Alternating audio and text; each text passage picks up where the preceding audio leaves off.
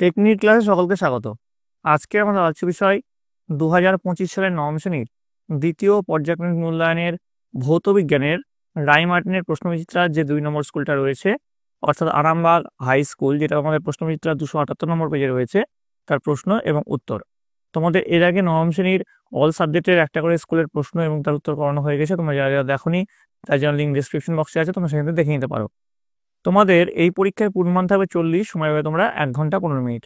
এই পরীক্ষাটি তোমাদের আগামী আগস্ট মাসে অনুষ্ঠিত হবে। দেখো, প্রথমেই দেখো তোমাদের গ্রুপ এ তে দেখো কি আছে। প্রথমে এমসিকিউ কিছু প্রশ্ন আছে। 1 গুণ 8 সমান 8।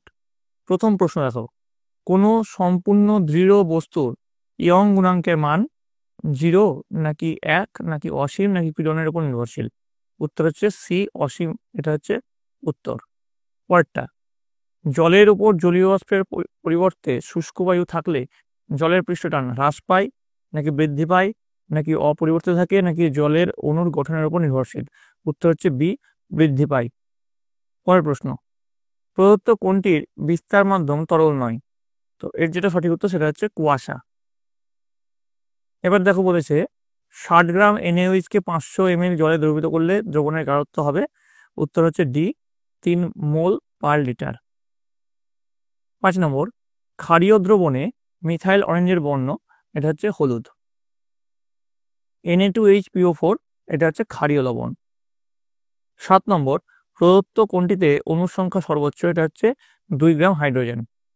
বি, দেখো 2 গ্রাম হাইড্রোজেন আছে।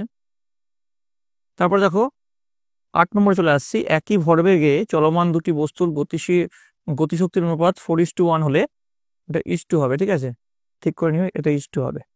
এদের ভরের অনুপাত হবে, উত্তর হচ্ছে 1:4। ডি, ডি হচ্ছে সঠিক উত্তর।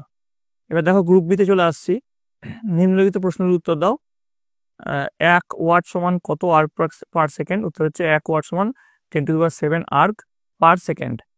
পরের প্রশ্ন 2 নম্বর, অভিকেন্দ্র বল দ্বারা কৃতকার্য কত হয়? অভিকেন্দ্র বল সর্বদা গতিপথের কেন্দ্রের দিকে কাজ করে আর স্থানচ্যুতি হয় স্পর্শকের দিকে, তাই অভিকেন্দ্র বল দ্বারা কৃতকার্য হয় 0। ঠিক আছে, নেক্সট দেখো, এটা হয়ে গেল। বলেছে অথবা দিয়ে বলেছে কোন শর্তে কৃতকার্যের মান সর্বোচ্চ হয়? কোনো বল ও স্থানচ্যুতি পরপর সমদিশ হলে, মানে 0, মানে থিটা সমান যদি 0 ডিগ্রি হয়, তাহলে কৃতকার্যের মান সর্বোচ্চ হয়। ঠিক আছে, W=F×D×cos থিটা। কস, যদি থিটার মান যদি 0 ডিগ্রি হয়, cos 0 মানে 1, তাহলে W সেক্ষেত্রে সর্বাধিক হয়। ঠিক আছে, এবার দেখো 3 নম্বর, কার্বন স্কেলে পারমাণবিক ভর নির্ণয়ের সময় কার্বনের কোন আইসোটোপটিকে প্রামাণ্য ধরা হয়? হচ্ছে C12 আইসোটোপটিকে প্রামাণ্য ধরা হয়। 4 নম্বর, একটি নন সিস্টেমেটিক অ্যান্টাসিডের নাম লেখো। উত্তর হচ্ছে সোডিয়াম বাইকার্বনেট, NaHCO3। পরের প্রশ্ন, রয়্যাল ওয়াটার বা অ্যাকোয়ারেজিয়া কি? উত্তর হচ্ছে রয়্যাল ওয়াটার বা অ্যাকোয়ারেজিয়া হলো ঘন HCl ও ঘন HNO3 এর 3:1 অনুপাতে তৈরি মিশ্রণ, যা সোনা ও প্ল্যাটিনাম দ্রবীভূত করতে সক্ষম। চলে আসো পরের প্রশ্ন, উষ্ণতা বৃদ্ধিতে দ্রাব্যতা প্রায় একই থাকে, এরূপ একটি লবণ উদাহরণ দাও। উত্তর হচ্ছে NaCl, সাধারণ লবণ। একটি তারের বিকৃতি 0.182% হলে 10 মিটার দীর্ঘ তারের দৈর্ঘ্য পরিবর্তন কত হবে? ঠিক আছে, দেখো এর অঙ্কটা করানো হয়েছে, দেখে নাও। আচ্ছা, আমি আর তোমাদের, যেহেতু এটা অনেকটাই টাইম কনজিউমিং হয়ে যাচ্ছে, তাই জন্য আমি আর জিনিসটা পড়ছি না, আমি জাস্ট ডিসপ্লে করে দিচ্ছি, তোমরা একবার দেখে নিও প্রশ্নগুলো। কখন কোনো প্রবাহীর প্রবাহ অশান্ত হয়? যখন প্রবাহীর রেনল্ডস নাম্বার 2000-এর বেশি হয়, তখন প্রবাহ অশান্ত বা টার্বুলেন্ট হয়। আচ্ছা, জলের আপেক্ষিক ঘনত্ব 1 হলে SI-তে জলের ঘনত্ব কত? 1000 kg/m³। এবার দেখো গ্রুপ সিতে চলে আসছি। প্রশ্ন আছে, জলে ভাসমান বরফকণের আয়তনের 1/11 জলের উপরে আছে, বরফের ঘনত্ব কত? দেখো বরফের ঘনত্ব 10/11 গ্রাম/সেমি কিউব আসছে। ঠিক আছে, দেখে নিও একবার কিভাবে করানো হয়েছে। অথবা বলেছে তামা ও সীসা দ্বারা গঠিত একটি সংকর ধাতুর আয়তন ও ভর যথাক্রমে 30 সিসি ও 320 গ্রাম। তামা ও সীসার আপেক্ষিক ঘনত্ব 8.89 এবং 11.37 হলে ধাতুতে বিদ্যমান তামা ও সীসার আয়তন নির্ধারণ করো।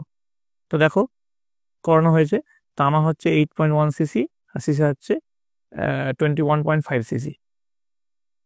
এনটিপিতে 5 গ্রাম একটি গ্যাস 4 লিটার আয়তন দখল করে, গ্যাসটির আণবিক গুরুত্ব নির্ণয় করতে বলেছে। দেখো গ্যাসটির আণবিক গুরুত্ব হচ্ছে 28, ঠিক আছে। কিভাবে হয়েছে সলিউশন করানো আছে, তোমরা একবার দেখে নিও ভিডিওটা পজ করে। আশা করি তোমরা সকলে দেখে নিয়েছো। তারপর বলেছে আণবিক ভর ও সংকেত ভরের মধ্যে দুটি পার্থক্য লেখো। তো আণবিক ভর ও সংকেত ভরের মধ্যে পার্থক্য লেখানো হয়েছে, তোমরা দেখে নিও। চলে যাবো পরের প্রশ্ন। একটি অসম্পৃক্ত দ্রবণকে সম্পৃক্ত করা যায় কি কি উপায়ে? তাহলে 3টি উপায় এখানে লেখানো হয়েছে, তোমরা 3টি উপায় খুব সুন্দর করে খাতায় লিখে নেবে। 4 নম্বর, উত্তপ্ত কপারের উপর দিয়ে নাইট্রিক অ্যাসিড বাষ্প পাঠানো হলে কি কি ঘটে সমীকরণ সহ লেখো। সমীকরণ সহ লেখো, এর উত্তরটা লেখানো হয়েছে।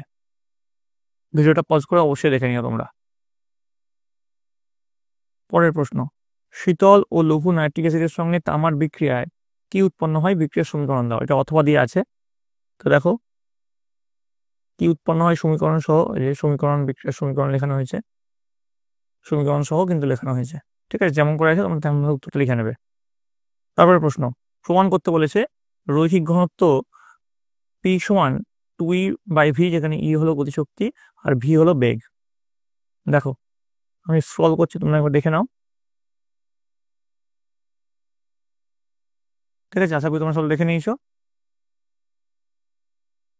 তো এই গেল তোমাদের নবম শ্রেণীর দ্বিতীয় পর্যায়ক্রমিক মূল্যায়নের ভৌত বিজ্ঞানের প্রশ্ন এবং তার উত্তর। তোমাদের যদি এই ভিডিওটা ভালো লেগে থাকে অবশ্যই একটু লাইক করবে, বন্ধুদের কাছে অনেক অনেক শেয়ার করবে। আর এই প্রশ্নই যে হুবহু তোমাদের পরীক্ষা আসবে তার কোনো মানে নেই, এরকম টাইপের প্রশ্ন আসবে। আর এর পরবর্তীতে তোমরা কোন সাবজেক্টের প্রশ্ন উত্তর চাও সেটা কমেন্টে লিখে জানাবে। কমেন্টে তোমাদের বিদ্যালয়ের নাম এবং কে কোন জায়গায় দেখছো সেটা কিন্তু লিখতে ভুলবে না। আর রাইমার্টিনের কোন স্কুলের প্রশ্ন তোমাদের দরকার সেটাও কিন্তু কমেন্টে লিখবে। তোমাদের জন্য আমি চ্যাপ্টার ওয়াইজ সাজেশন ভিডিও নিয়ে আসবো, তার জন্য তোমাদের সকলকে এই চ্যানেলের সঙ্গে যুক্ত থাকতে হবে। তোমরা সকলে মন দিয়ে ভালো করে পড়াশোনা করো, তোমরা সকলে ভালো থাকো, তোমরা সকলে সুস্থ থাকো।